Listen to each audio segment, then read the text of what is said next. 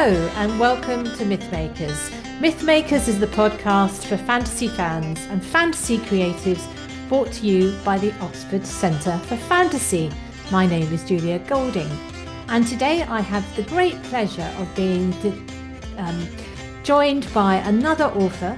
Her name is Rose Black, and she has just produced, if I get this right, so you can see it if you're watching the YouTube version, a book called Fated Winds and Promising Seas. So welcome to Rose.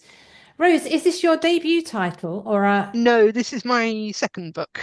second book? Oh, we must ask you a little bit later on about the problem with the second novel. Now, Rose, people will hear from your accent that you live in the UK. But more specifically, you live in quite a fantastical city. You live in Bath. I do. I'm very lucky I live in Bath. Yeah, and you also describe yourself as a mother to a wiggly child. Yes. Yeah. So I want you to cast your mind back to the life when the young Rose herself was a wiggly child. What was the kind of thing that you were reading on your journey to being an author? Which were the books that lit the Oh, excitement in your mind for words? yeah. So when I was very young, it was my dad used to read to me a lot. And he had these books about a boys' boarding school, Ah, and the hijinks that went on in that. So that was like when I was very young. And then things like the Worst Witch books. I could relate to Mildred quite a lot. She was clumsy, she was a bit of an outcast, she didn't quite do things right, so she was very relatable.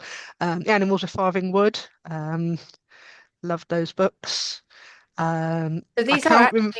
these are actually all fantasy titles, aren't they? Yes, yeah, a lot of them, yeah. What else did I like? I can't remember anything about it, but Bunnicula has like the title and the vampire bunny just stuck in my head. So I don't know anything about the plot, but the vampire bunny is has stuck with me. And I think the Celery Stalks at Midnight is one of my favorite titles of a book ever. Yeah, so you're obviously drawn to books that have like a quirky approach. So what's Yeah, that? Celery stalks at midnight. yeah. Like you're fighting a duel with celery stalks or something. Yes, Yeah, yeah. that sounds I just great. really like that. So scrolling forward a few years, that reader became a writer. Were you writing as a child? Are you like me, the sort of person who had hundreds of stories in exercise books? Yeah, yeah. I had we weren't they weren't very good, but yeah, I was writing certainly as a teen. I had various things written in notebooks. Oh, Um, so the ones you were doing as a teenager, would you say they were more in the fan fiction area, or were you doing no, they were. I think they were probably more urban fantasy, from what I remember, or sci-fi. They did. As a teen, I read quite a lot of sci-fi, Philip K. Dick and Ray Bradbury and that sort of thing, and Star Trek books. So I think I moved away from fantasy as a teen and then came back to it as an adult. one of the things I noticed when I look at the stuff I was writing as a child was I would try out different genres, very heavily influenced by what I was actually reading at the time, with Yeah, the same story. So something that might be a time slip story like Children of Green No would suddenly go into outer space because I'd watched Blake's Seven. yeah, It is wonderful and anarchy to it. Were you yeah. kind of free expression at the same time, or were you more organized than me? I think each story was its own thing. It wasn't so much that I'd go the story itself would go off on places, but I did, I'd have a superhero story and I had a one set on Mars and I think I did have a fantasy one as well. So yeah. So that anyone who's listening who's got in their household some young person who's trying out all these things, don't try and tidy up their writing too soon. I think it's Yeah. important to let a child just go through wardrobes and out to space and back in time without worrying too much if it makes much sense. I think it's great just to have that freedom where you don't, not Mm. like schoolwork, which gets marked. It's a different thing.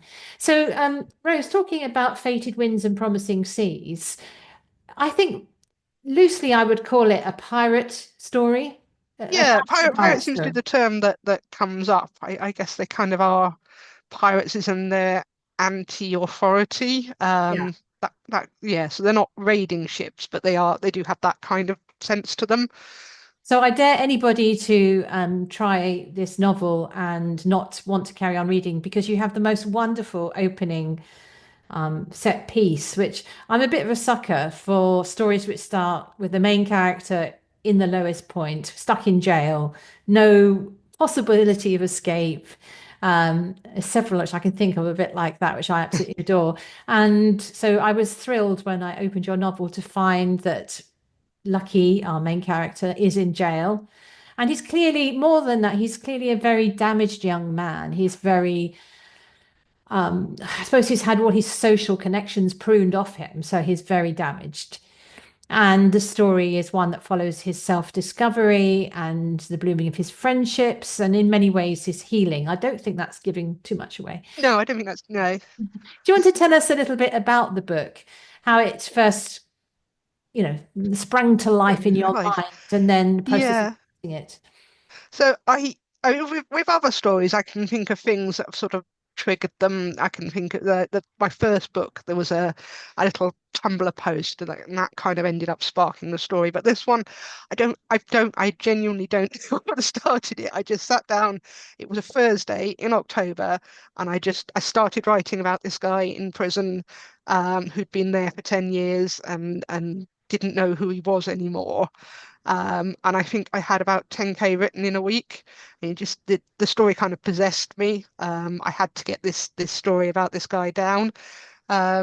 So I don't know what quite caused it, but yeah, it took over me. And for the next couple of months, I was writing that this was my life, this story. I had to get it down. I had to go find out find out what was happening because I didn't really have an outline. I didn't really have a plan.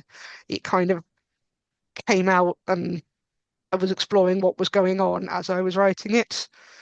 Um, So that's not always your writing process then. You sometimes have more of a plan, do you? yeah, I often have more of an idea where things are going and what's going on, and there's usually something that sets it off. Um, or I can say, it's these two things, and I wanted to explore that aspect of it. But yeah, I think this one was um, very much it just kind of hit me. So tell us a little bit about the the actual story, the plot, to sort of tease people into wanting to read it. Okay, so it's about Lucky, who's been imprisoned for 10 years, for killing his mother, and he doesn't think that he did it, but he can't really remember what happened on that day. He's got this vague image of a girl with white hair, but nobody seems to know who she was. And while he's in prison, a leviathan, which are giant sea serpents, which live in the sea around the area, knocks into the prison, and he's accidentally freed into the water, and he gets picked up by a ship, and the sailors on the ship, and they take him on board, this damaged guy, and say, well, okay, well, you can stay here. And he makes friends with one of the sailors, a young man called Gabriel. And the book is about the two of them trying to uncover what happened with Lucky's mother and why Gabriel is so familiar to Lucky. Lucky seems to think he knows Gabriel from somewhere, but he doesn't remember, and Gabriel doesn't remember him. So the book is about them uncovering what happened in the past, how they're connected, and also trying to put a stop to the church, who are very much anti the Leviathans, anti the magic users, and trying to protect their home from the church. Yeah, so the church is in a sense worships. Now I'm going to get this right. Does it worship fate? Yes, The fate. church worships fate, and the magic users are more to do with the sort of serendipity and freedom. Yes, yeah. So the fate is about predestination, about this is what's going to happen, and it's very much a way of this is where we can be safe because we know what's going to happen. We know the way things should be. But obviously, not everybody wants to live with the way things should be. The way things should be for others isn't always what should be for them as individuals. Yes.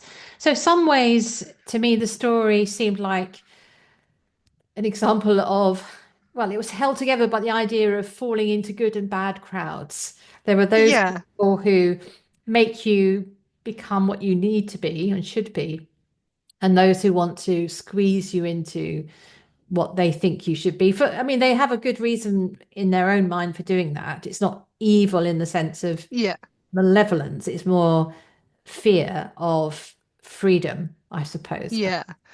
Um, Um, would you say that's the right way of Yeah, I understanding? think so. Yeah, and I think that there is a lot of that in the world. People think, they think it should be like this, but they haven't considered, their viewpoint might be quite narrow, or they're focused on things that matter to them. So yeah, it's about people who'll make you conform versus people who'll give you the freedom to take up the shape you want to be.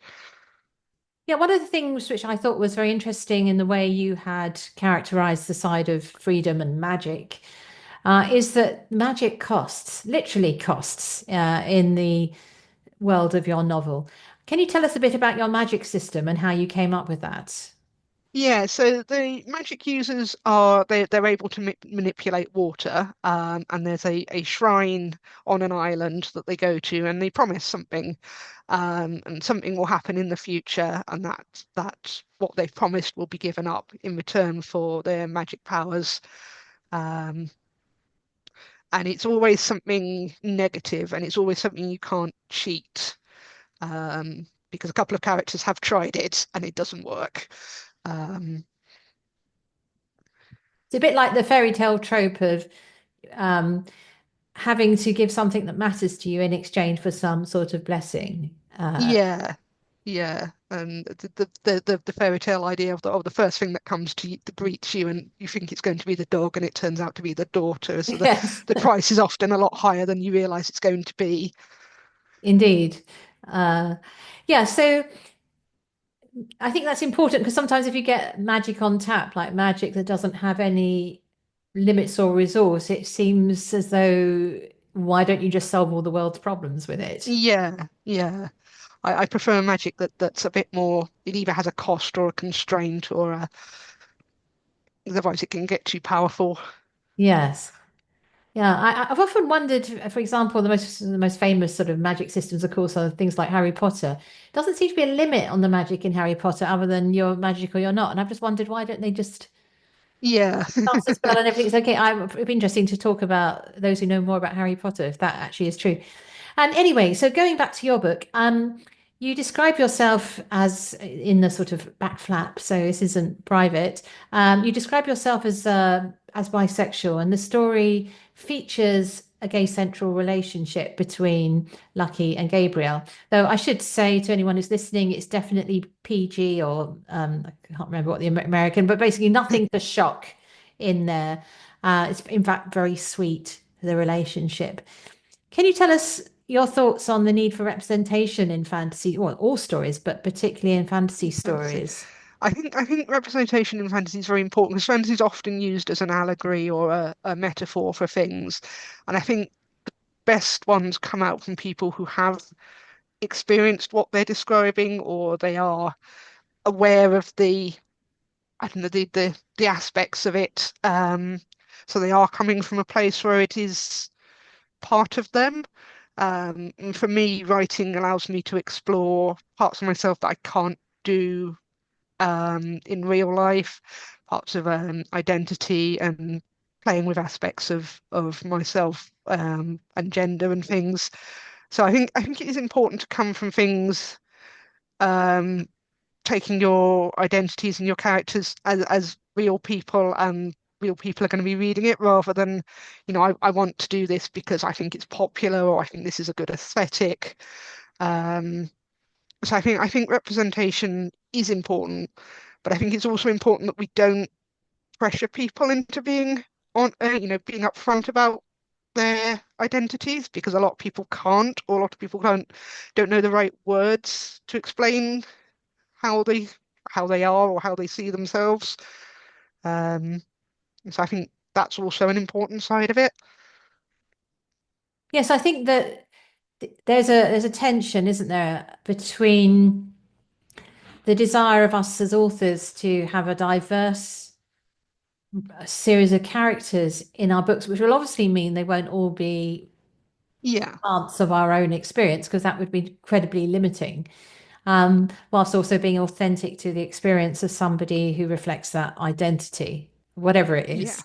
yeah, So, did you have a sort of think about that because you're choosing two young men as your main? yeah. I mean, my identity, my how I see myself as it has come my how I've changed how I see myself has come out from my writing, and I think that is one of the good things that even if I can't always explain it or I can't sort of put on the right face, I know myself better that way.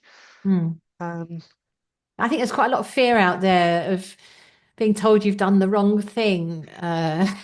yeah, Uh, I think there is, and I think there is the risk that you force people to come out when they're not ready or they're not safe. So I think it's important that writers question themselves rather than you know, editors or publishing or even readers. I think it's important that it's the writer who goes, yes, this is something I feel I can write about rather than, oh, it's okay, I can write about it. I'll just get a sensitivity reader to cover it. That's fine. Um, so I think it's important to it's something that gets questioned internally. yes, I mean, I think I should probably do a podcast about sensitivity readers because that in itself is fraught with a different set of sort of judgments and morality and what have you coming in to a world which was the author's own. I think it's we're in a difficult patch at the moment, but maybe we'll just get more at ease with it in a few more years' time. Yeah, I think honesty and approaching things from you know, I want to do this right, but and also I want to give space to other people as well, and I don't want to, you know, take up places from people who can't, who, you know, who have traditionally been not as easy to get into publishing as well is important. Yeah, but that's the issue, isn't it? But that also suggests that there is like a limited number of places on in the lifeboat of publishing. And the decisions about the lifeboat places are made by publishers, not by the writers. Yeah, I yeah, sometimes think that we as writers are sort of being told to imagine how many places there are on the lifeboat and only do yeah, whereas actually it's to do with publishing and to readers buying that is where the responsibility yes, you know, that's the other thing is you've got lies. to get these books out, and publishing has to make people want to read them as well. Yeah. Okay, so away from that rather contentious area, I don't think we've said anything we'll get ourselves cancelled, but hopefully not. Um, shouldn't really joke about that. Um, Pirates, good and bad. So, what are your favorite pirate yarns, and which ones have fed into your particular take on pirates for this one? Yes. So my favorite bit of pirate media has to be Our Flag Means Death, which is a comedy series with Taika Waititi and Rhys Davis All right. about Stede Bonnet, who was the landed gentleman who decided he was going to run away from home and become a pirate. I don't know Um, this one, but I mean, oh, obviously I know Taika Waititi. yeah. Is that John Rhys Um, Davies you're talking about? sorry, Is that? it's comedy. It's very loosely historical comedy. Ah, I'll have I to look think it's that still up. on BBC iPlayer.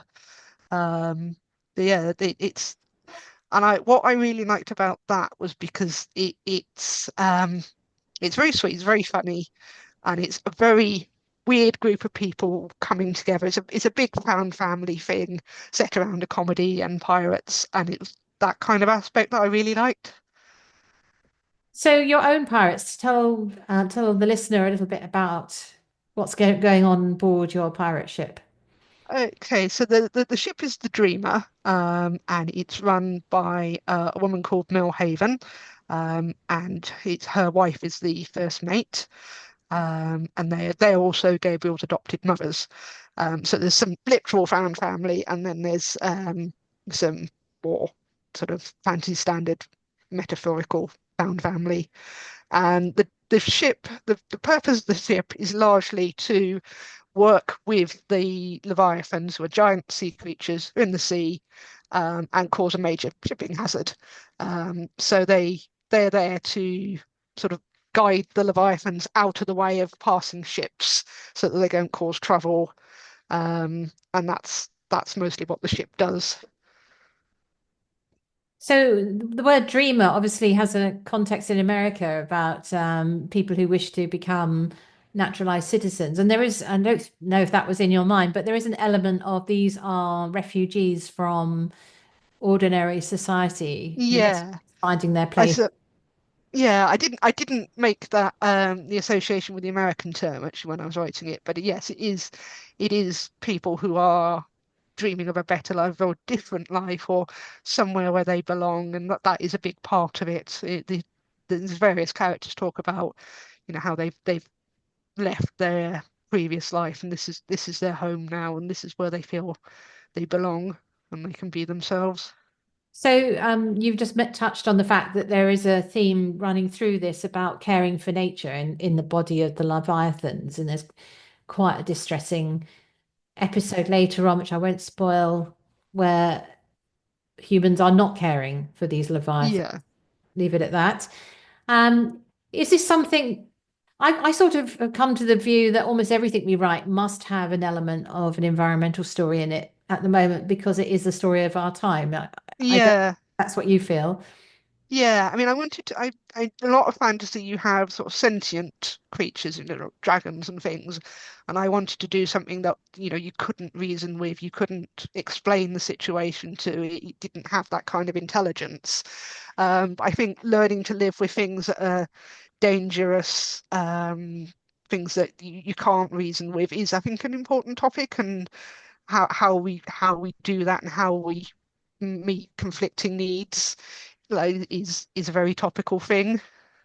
Yes, even just in Europe, I was looking at the reintroduction of wolves and bears, and in some places Yeah, they're already saying that's too much. They're already carrying off the livestock. So when does the pushback come? It seems to be we're in a continual battle saying we want yeah, nature to be natural, but when it turns out to be very natural and destructive to what we do, it becomes a problem.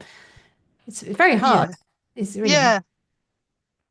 So I was given the little hint that you might have another fantasy interest that does influence your writing, which is that you are somewhat in the world of Dungeons and Dragons. Is this right? Yeah, yeah. Tell us I about have. you and Dungeons and Dragons. So I haven't. The last time I played Dungeons and Dragons was at Comic-Con last year. We had a little session with a group of authors, and we ran a little session where we were our characters in a all working together in a fantasy setting. But my longest running campaign was based on the first book, not the first book I published, but the first sort of book I finished, and was set in that world, and that ran for several years. So I was the GM in that one. But I've also played in various settings, So, what various does the different. experience of playing in a Dungeons and Dragons narrative, which you're sharing with others, and presumably open to their decisions, which ones that you may not have take yourself, what does that do Yeah, when it comes to you as someone who's plotting and writing a book?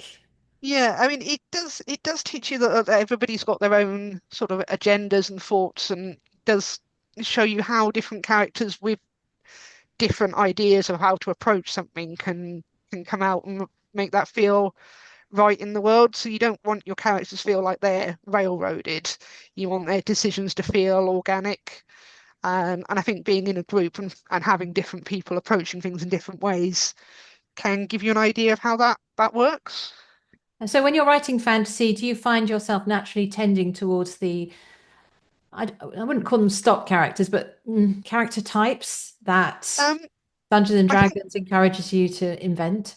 I think my first book did, because it was kind of it gives sort of D&D feeling, so that you have got your classic fighter, you've got your bard, you've got the necromancer. I don't think Fated Winds is quite the same, um, it's not quite so D&D like standards. But the first book definitely that was one of the things I wanted it to have. What was the name of the first book? So we can just The put. first book is called Till Death Do Us Part. Oh, yes. I think I saw that in the notes. A great title. So, you've written this book. What is the plan going forward? Is there another book on the stocks happening at the moment, Rose? We're hoping to sell another book, which again is another standalone, and is another one featuring sailing ships, but these ones fly. Um, and it's the story of the last job.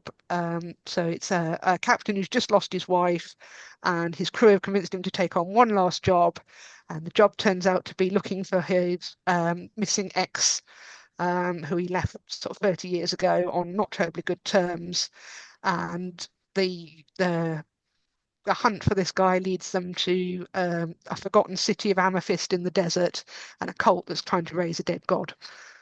So it's got an element of romance in it. I've called it a post-romance because it's the romantic the romantic relationships both with the wife and with the ex are both over. So there's not going to be a sort of happily ever after the characters getting together, but it's sort of exploring what happens with people who have had a relationship, but now that's over, and how they have to come, overcome their feelings and work together in a difficult situation. Well, that I don't think that's an interesting idea in the romance world. I wonder if you'll get pressured to get them together at the end. We'll see Yeah, we'll what have to the editor see. says. Yeah, I mean, very clearly, if they don't, then it won't be a romance. Because I know that if you don't have your happily ever after and you call it a romance, then that's not right. But Yeah, hopefully they'll I'll be able to note that it's not a romance like the other two. This one's a bit different. right. So thank you, Rose, for talking to us. We always end with our guests with just imagining our way around all the fantasy worlds. It could be from film or television series or from books or plays, it doesn't matter. Um, and we imagine where's the best place for something. So in previous episodes, we've talked about where's the best place to go for a drink, or the best place to be a singer-songwriter, that kind of thing. Mm. But I thought in your case, I suppose we could have done where's the best place to be in prison, but no, I'm not doing that. There isn't many good places. No. Where's the best place to be rescued by pirates? And Pirates. you can actually define your pirates. You don't have to keep them on sea. You can, Yeah. you know. I was thinking sea pirates. I was actually thinking the Robin Hood's Rain Wilds might be quite a good place because you don't want to be in the water there very long. But going around that area on a ship and seeing things from a distance might be quite interesting. Because it's sort of tropical forests and there'll be lots of wildlife. I think that might be quite nice. Yes, definitely not stay in the sea very long. I can No. imagine all the sharks and things going along.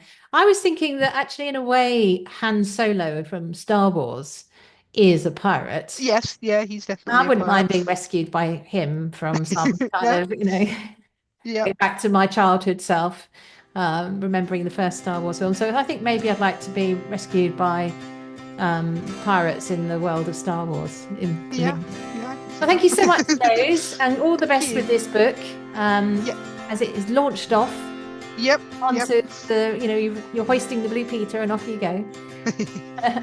Thank you very much. Thank you.